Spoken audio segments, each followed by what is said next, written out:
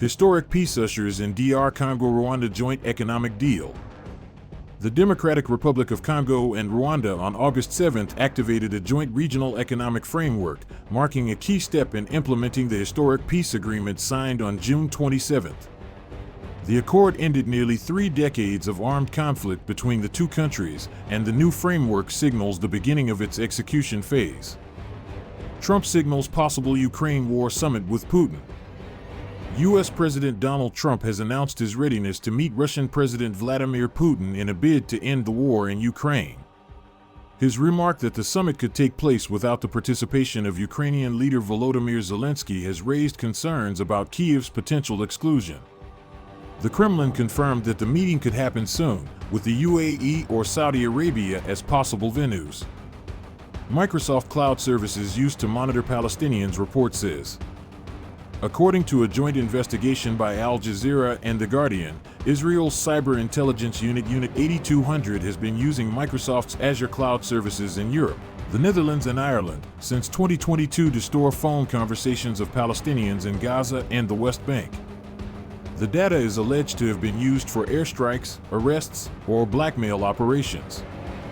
South Africa calls for global action to halt genocide in Gaza.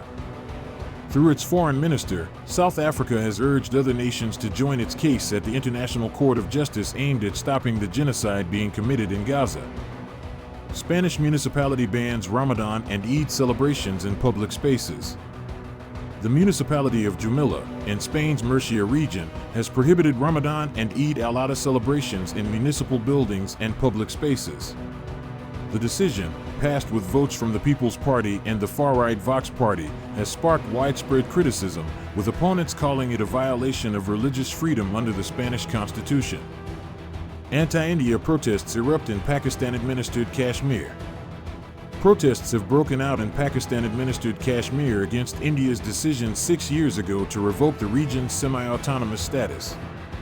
Demonstrators demanded the restoration of the previous legal status, while local leaders called for international support and the right to self-determination. Israel withdraws from Athens under public pressure. Mass protests in the Greek capital, Athens, have led to the evacuation of the Israeli embassy.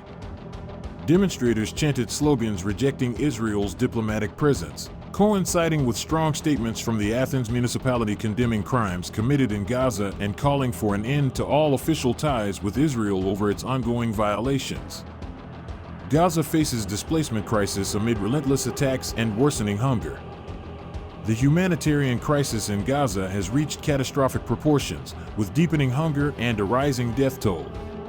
Continuous bombardment and escalating attacks on civilians persist, while UN reports warn of a total collapse in health and food systems. Israeli officials' suggestions of reoccupying the territory or imposing direct control have heightened fears of another wave of forced displacement and unending suffering. New Syrian leadership interrogates senior figures of former Assad regime.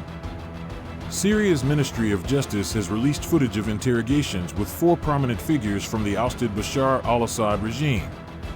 The videos feature former Grand Mufti Ahmad Badr al-Din Hassan, former Interior Minister Mohammed Ibrahim al-Shar, former Air Force Intelligence Chief Ibrahim al-Hawaja, and Atef Najib, former head of political security in Dara.